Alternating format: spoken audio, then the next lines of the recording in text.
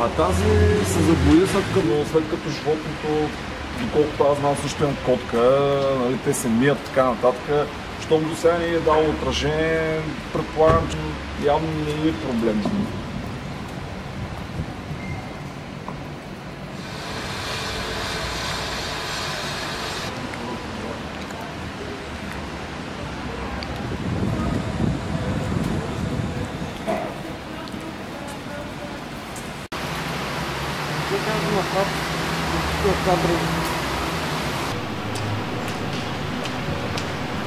Искам да вляза още по-близко.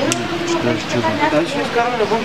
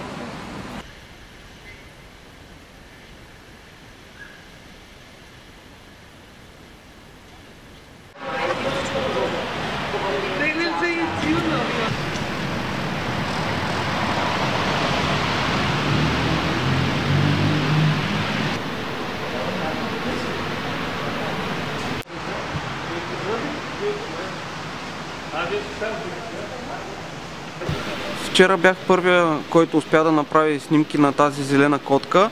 За нея разбрах от Фейсбук, като първоначалната информация беше, че тя най-вероятно е пръскана от вандали и злоусторници с зелено, но като дойдох на място след разговор с хората, които живеят наоколо, стана ясно, че тя е станала зелена, защото е спала върху изоставена такава боя в строежа, като и предни години също е стала зелена.